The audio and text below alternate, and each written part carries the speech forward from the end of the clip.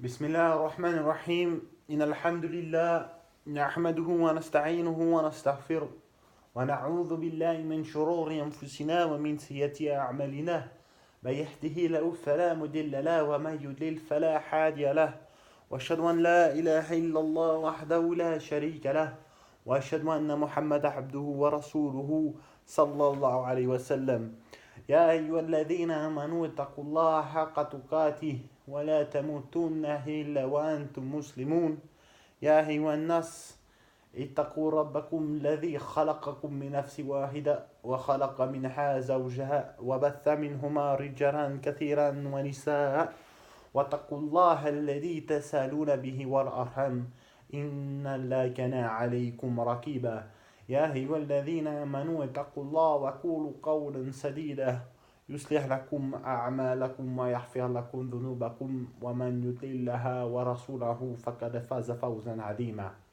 فإن أصدق الحديث كتاب الله عز وجل وخير الهدي هدي محمد صلى الله عليه وسلم والشر الأمور محدثاتها وكل محدثة بدعة وكل بدعة ضلالة وكل ضلالة في النار ويعوذ بالله أما بعد.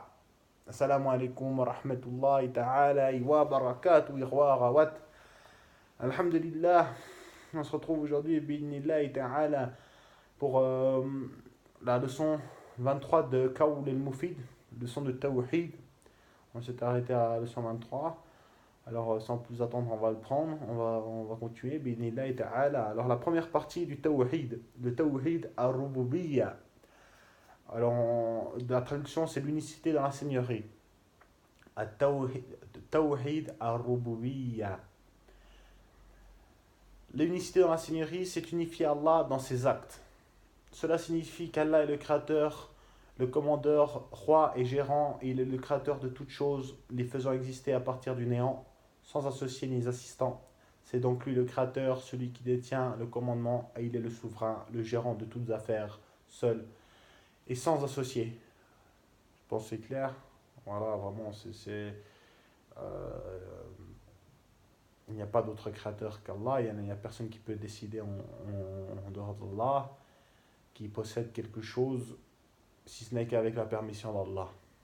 C'est clair.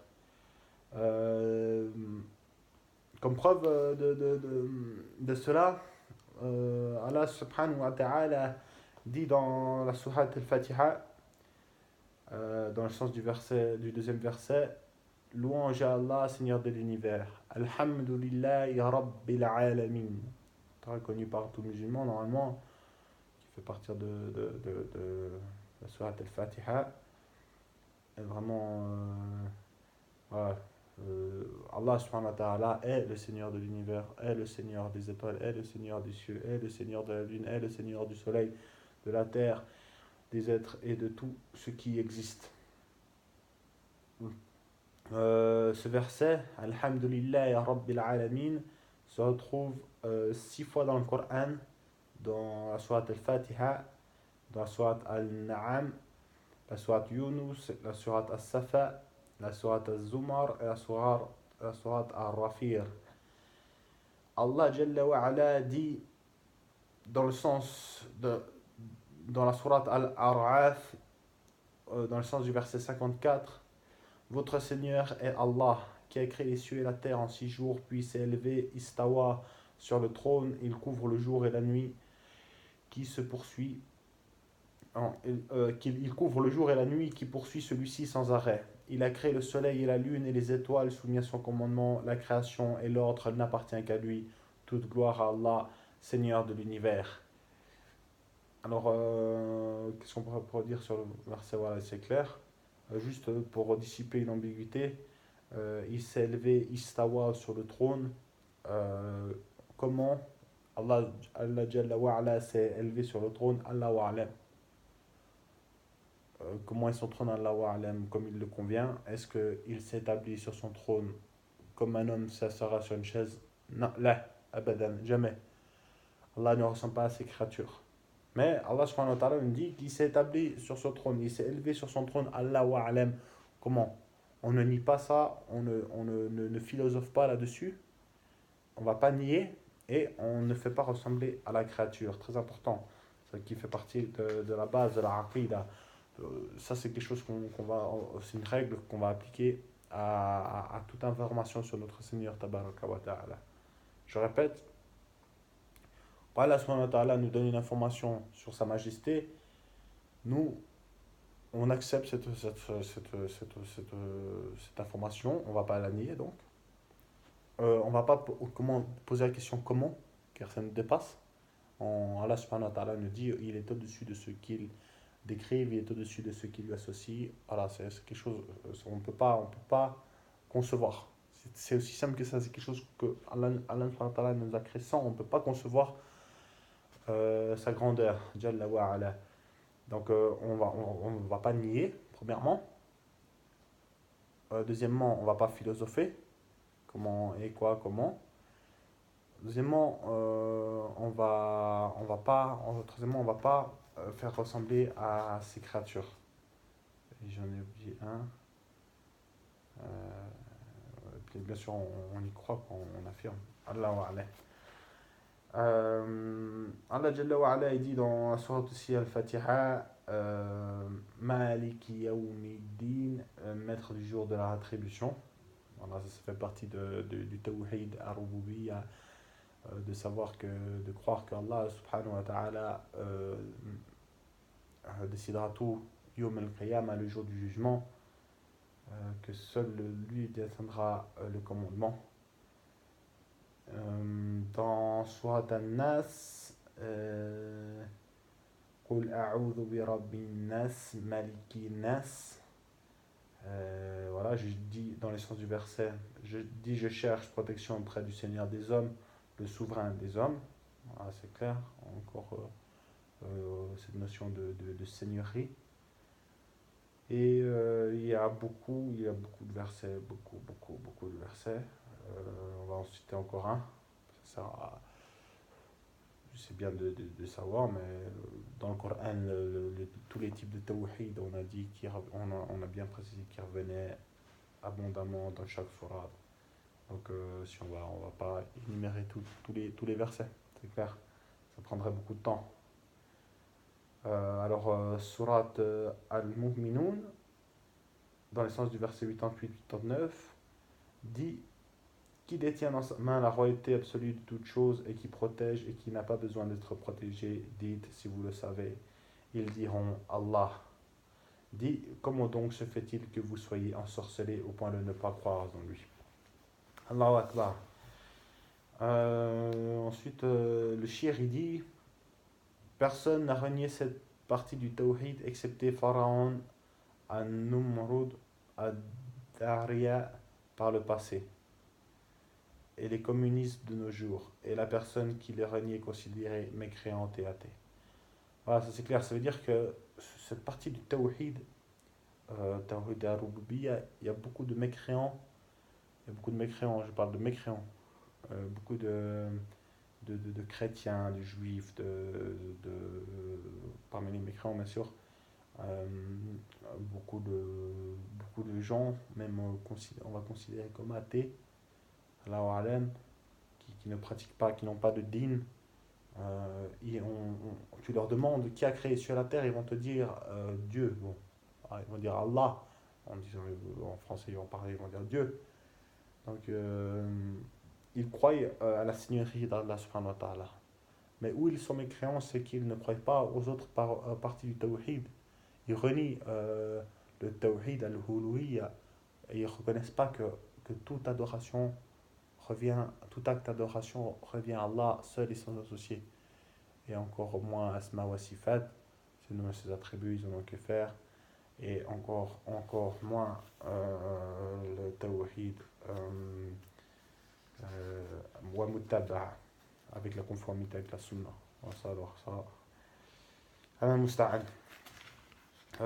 Voilà pour le tawhid, brièvement pour le tawhid à Rububiyya.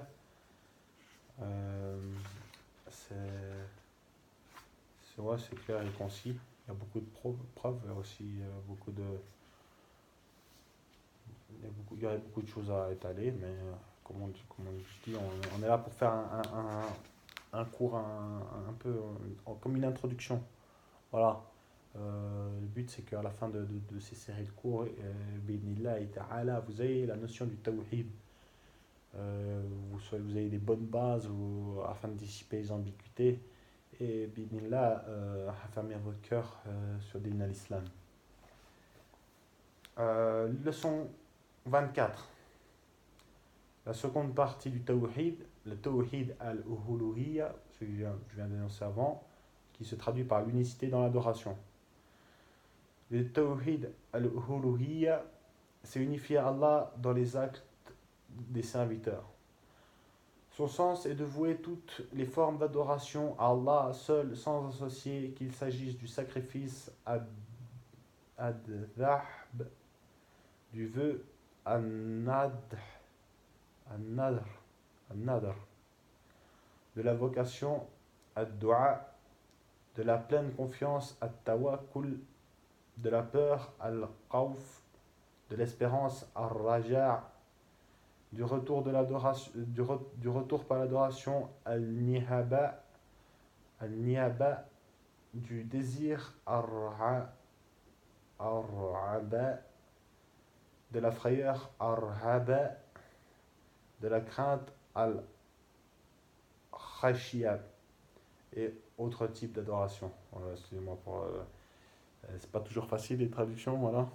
Voilà, avec l'arabe c'est un peu, c'est pas encore tout à fait ça qu'elle me facilite, voilà, alors pour plutôt, alors on va dire seulement en français, qu'il s'agisse de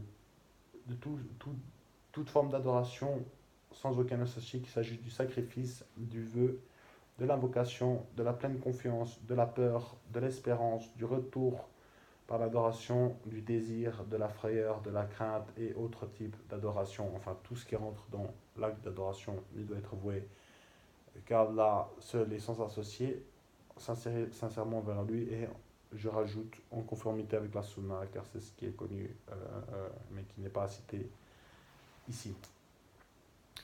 Allah Jalla wa Ala dit dans la sourate An-Nisa, dans le sens du verset 36, adorer Allah et ne lui donner aucun associé.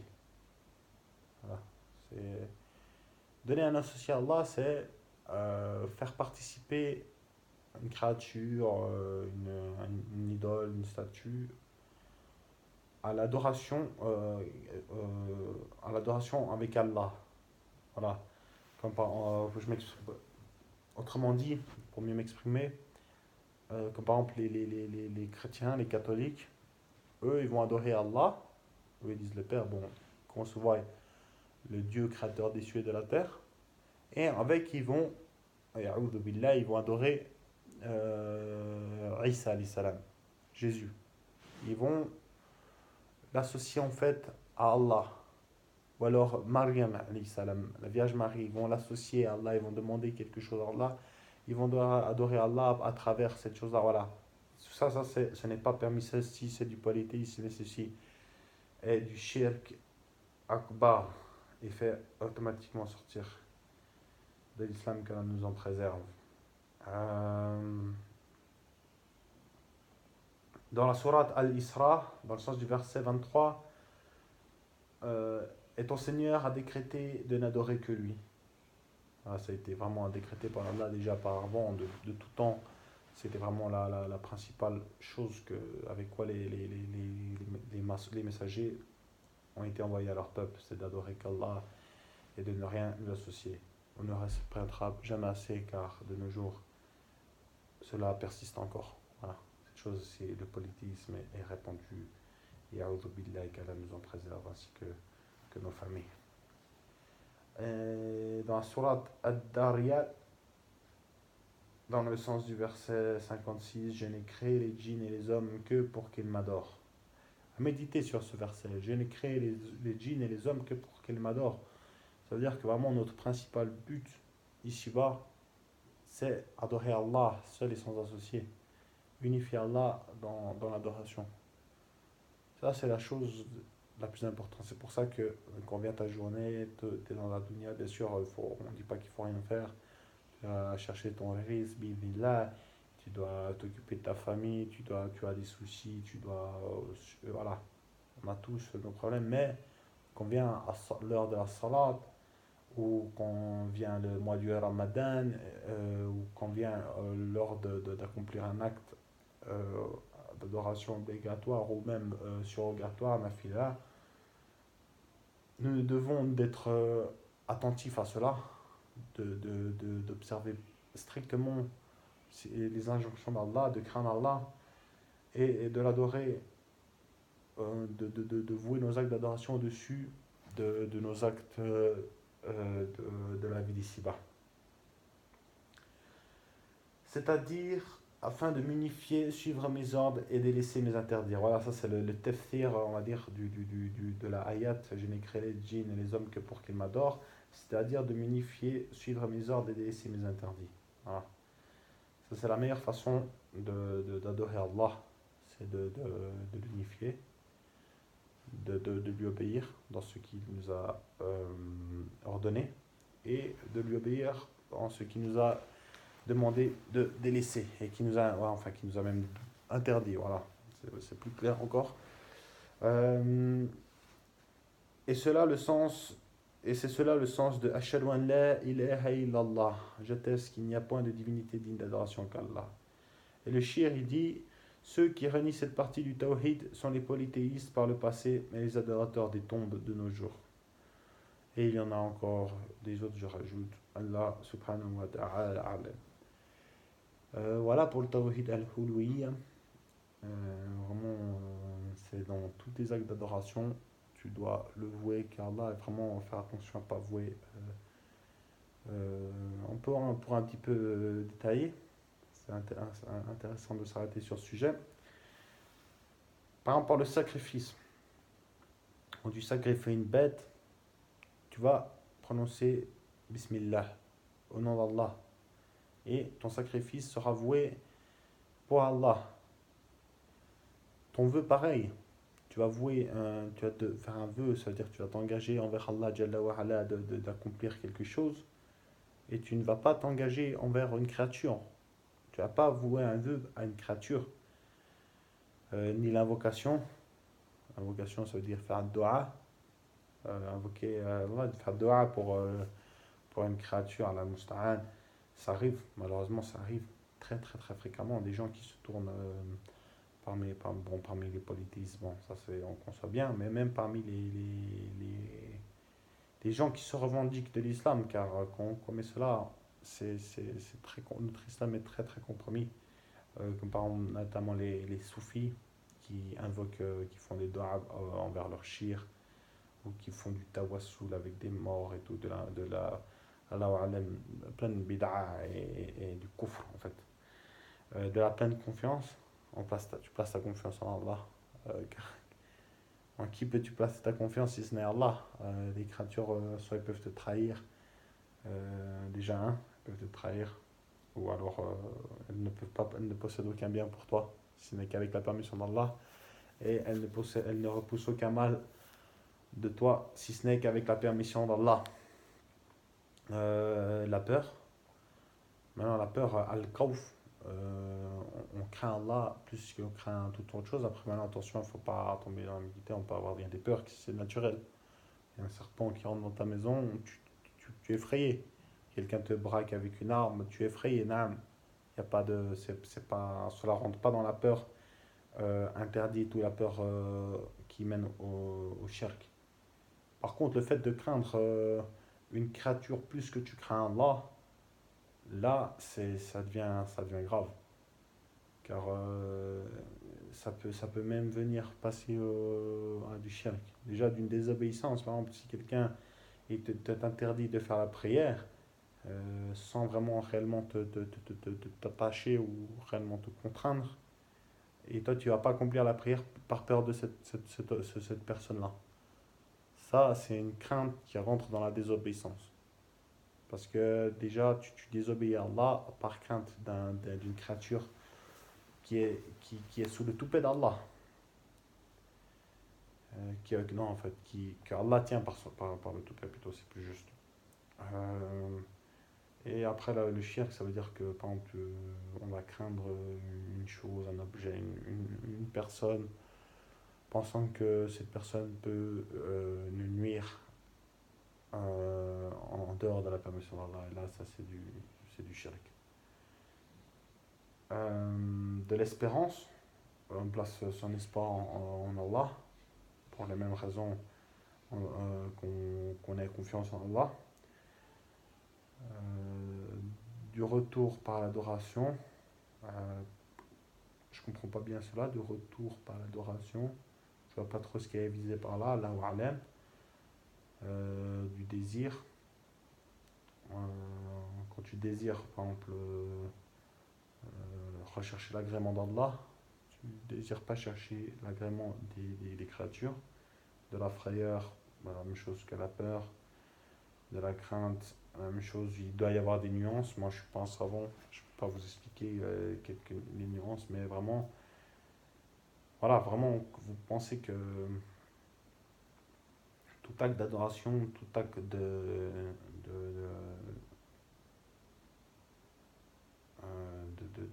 dévotion est voué exclusivement à Allah. Allah wa alam. Euh, on a fini avec cette leçon. On va prendre encore une leçon et on va s'arrêter là pour ce soir. Inch'Allah ta'ala. Alors, la troisième partie du Tawhid, Al-Asma wa Sifat. Le Tawhid, Al-Asma wa Sifat, l'unicité des noms et des attributs, c'est unifier Allah par les noms avec lesquels il s'est lui-même nommé ou ceux avec lesquels le prophète sallallahu alayhi wa sallam l'a nommé parce qu'il s'est lui-même décrit ou ceux avec quoi le prophète sallallahu alayhi wa sallam l'a décrit. Et ceci sans interroger sur le comment de ces noms et ses attributs. C'est ce que je parlais d'avant. Le takif, on n'interroge pas, on dit pas, on demande pas le comment, sans recourir à des comparaisons entre ses attributs et les attributs de sa création. Tamthil, ou autrement dit l'anthropomorphisme, c'est-à-dire faire ressembler Allah à ses créatures. La main d'Allah n'est pas ma main, n'est pas la main des créatures. La main d'Allah est comme Allah le veut, comme Allah l'a voulu et comme on ne peut pas le concevoir. Sans déformation, tahrif, voilà, sans déformation, tahrif, ça veut dire, voilà, c'est ceux qui philosophent. C'est-à-dire ceux qui vont dire non, c'est pas la main, c'est la puissance, c'est la... qu'Allah nous en préserve, ça c'est du kufr. Ni négation. Ta'atil. Ta'atil. Voilà, ça veut dire qu'on va pas nier les noms et les attributs d'Allah. Hein. Surtout qu'on en a plus de chance pour le faire, et surtout que, voilà,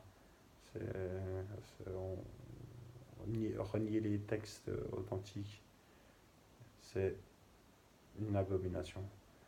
Conformément à ce que Allah Jalla wa Ala a dit dans la sourate euh,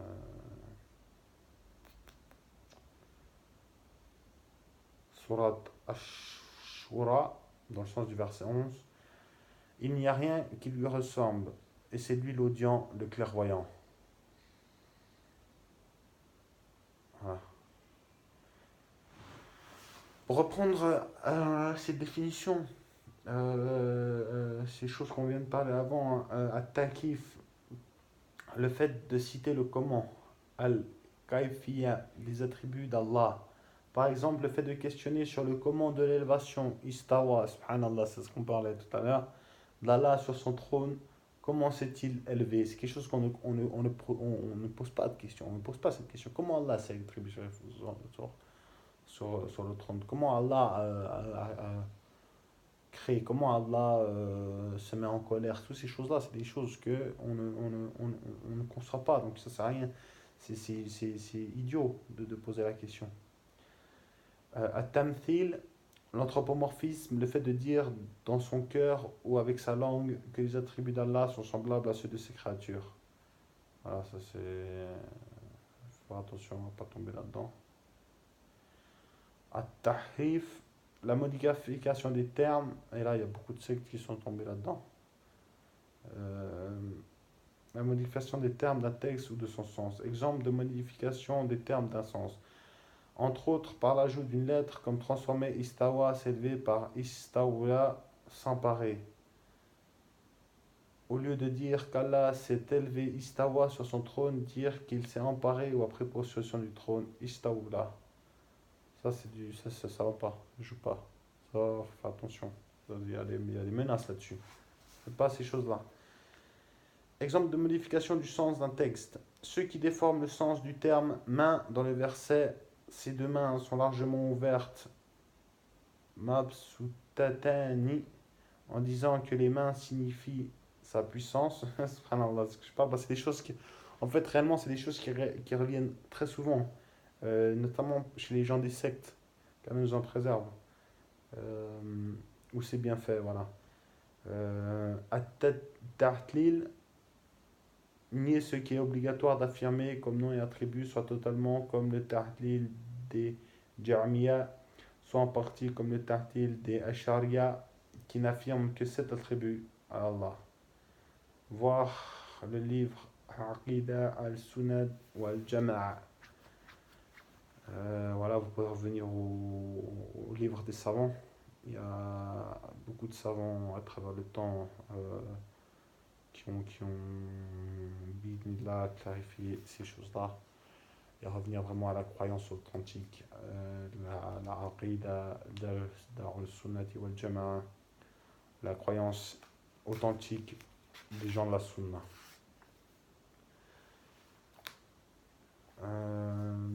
Allah Jalla wa Ala, il dit dans la sourate Al-Araf, dans le sens du verset 180, c'est à Allah qu'appartient les plus beaux noms. Invoquez-le par ses noms et laissez ceux qui profanent ses noms, ils seront rétribués pour ce qu'ils font. Nous n'affirmons pour Allah que les noms et attributs cités dans le Coran ou la Sunna authentique, d'une façon convenant à sa majesté. Il fait donc partie de notre credo de croire qu'Allah entend, voit, parle quand il veut et comme il veut, qu'il s'est élevé sur son trône d'une façon convenant à sa majesté, conformément à la parole d'Allah Jawa'ala dans la sourate Ta'a, dans le sens du verset 5. Le tout miséricordieux s'est élevé istawa sur le trône. Règle. Nous ne tenons pas, nous en tenons pour les noms et les attributs d'Allah à ceux qui est mentionné dans le Coran et la Sunna. C'est-à-dire que nous ne nommons notre Seigneur qu'avec les noms par lesquels il s'est lui-même nommé ou ceux avec lesquels le prophète sallallahu alayhi wa sallam l'a nommé, et nous ne le décrivons qu'avec les attributs par lesquels il s'est lui-même décrit ou ceux avec lesquels le prophète sallallahu alayhi wa sallam l'a décrit. Voici deux paroles profitables. Premièrement, les noms et les attributs d'Allah se divisent en deux parties. Ceux qui ne conviennent qu'à Allah seul, comme Allah Ar-Rahman, le tout miséricordieux, Ar-Rab, Al-Rab, le Seigneur avec le devant le Seigneur. Voilà, soit c'est Seigneur Ar-Rab ou Al-Arab, le Seigneur. Deuxièmement, ceux qui peuvent convenir à un autre qu'Allah comme Rahim, Malik, Aziz. Rahim c'est le clément, Malik c'est le maître, Aziz c'est le puissant, Aziz c'est le puissant, Karim c'est le noble, le généreux. Voilà. Par exemple, le Malik, voilà, le maître, qui sera pour les rois, les gouverneurs, les notables. Aziz, Al-Aziz, le puissant. Je pense, en fait, Aziz, le puissant, et Karim, par exemple, on va dire A'anil Karim, mon noble frère. Ça arrive. Ça arrive. Deuxièmement, les polythéismes ont renié certains noms d'Allah tels que Ar-Rahman, conformément à la parole d'Allah Jalla wa Ala dans la sourate Al-Anbiya dans le sens du verset 36, et il nie tout rappel du tout miséricordieux. Voilà. Et dans la sourate Ar-Rad, le tonnerre, dans le sens du verset 30, alors, cependant, ils ne croient pas au tout miséricordieux Ar-Rahman, dit c'est lui mon Seigneur, pas d'autre divinité digne d'adoration à part lui. En lui je place ma confiance et à lui je me repens. Quant aux Jahmiya, aux Mu'tazila, aux Ashariya, aux Matudiriya et aux Ibadiya, ils ont changé et déformé les noms et les attributs d'Allah, chaque secte à sa façon. Voilà, c'est ça que je parlais avant. Les gens, ils ont beaucoup dévié dans cette croyance-là, dans ce tawhid-là. Et puis, vraiment, c'est pas quelque chose de compliqué. C'est peut-être quelque chose de compliqué de comprendre, de mémoriser, de méditer sur tous ces noms, d'invoquer Allah avec tous ces noms. Ça, je le conçois pour quelqu'un, surtout quelqu'un qui n'est pas arabophone, ou quelqu'un de converti, ou quelqu'un qui est arrivé récemment dans le dîn. Naam. Mais le fait d'apprendre, de connaître un nom d'Allah, par exemple, tu vas lire dans le Coran, Al-Aziz ou Al-Hakim, le puissant, le sage. Tu vas pas dire non, non, non, non, il n'est pas puissant, il n'est pas sage, ça je prends pas. Ou non, non, non, c'est pas la puissance, c'est pas la sagesse, c'est autre chose. Ou alors, oui, c'est la puissance comme un tel il est puissant, oui, il est un seul. Non, tu prends le nom et tu appliques ses règles. Allah Jalla wa ala, il est Al-Aziz, le puissant, Al-Hakim, le sage, mais le puissant avec qui détient toute la puissance, Al-Hakim, le sage qui a une sagesse absolue et parfaite. Voilà, c'est dans ce sens-là on va l'apprendre. Et on s'en tient à ça, strictement à ça, et ça suffit. Là. Et vraiment, c'est quelque chose, c'est une chance vraiment à apprendre les noms et les attributs d'Allah, qui nous facilite pour déjà pour les doigts. C'est vraiment très très recommandé de faire doigt en invoquant Allah par ses noms, en fonction de ce qu'on demande. Car par exemple, Rafour, pardonne-moi. Voilà, le pardonneur, tu vois, qui est le pardonneur, pardonne-moi. Ar-Rahman, fais-moi miséricorde. Ar-Razak, accorde-moi du bien. Voilà, c'est comme ça, c'est comme ça, Allah wa'alam, qu'il faut invoquer notre Seigneur, Tabaraka wa Ta'ala. Allah wa'alam. Et dans la sourate As-Sajda, dans le sens du verset 25, ton Seigneur, c'est lui qui décida entre eux au jour de la résurrection de ce sur quoi ils divergeaient. Voilà, ça c'est pour faire un petit pied de nez au sectaire. Car là, on est dans une opposition avec certaines personnes, certains groupes de personnes, un musta'an, afin de nous éprouver. Il faut s'accrocher au haqq, à la vérité. Et puis la vérité, elle est claire, la vérité subjugue le faux. Et en vérité, c'est ça, il faut s'en remettre à Allah, placer sa confiance en Allah, demander la guidance à Allah et se conformer au tawhid et à la sunna. D'ailleurs, la prochaine leçon qui est très longue, car il y a beaucoup de choses à dire là-dessus. C'est peut-être la plus longue leçon, Allahu a'lam. Il y a beaucoup de choses à dire là-dessus. On va parler du tawhid al-muttaba'a. Donc je pense qu'Inch'Allah, elle va nous prendre une leçon entière, un cours entier. Je pense qu'il y en a pour en tout cas 45 minutes, ouais, 45 minutes, une heure, alors on va essayer de faire ça, tout ça ensemble. Voilà, alors vraiment retenir ces trois types de tawhid pour le moment. Tawhid al-rububiyya, de la seigneurie. Allah est créateur de toutes choses, Allah a pouvoir sur toutes choses. Tawhid al-huluhiyya, Allah est le seul qui mérite l'adoration. Tout acte d'adoration doit être voué uniquement à notre Seigneur Jalla wa ala. Et le tawhid al-asma wa sifat, de ses noms et ses attributs, avec les règles qui impliquent. Allahu a'lam wa ahkam. Subhanaka lahumma wa bihamdik. Ashhadu an la ilaha illa ant wa astaghfirullah wa atubu ilayk. Assalamu alaikum wa rahmatullahi ta'ala wa barakatuh. À bientôt, Inch'Allah ta'ala, pour un autre cours.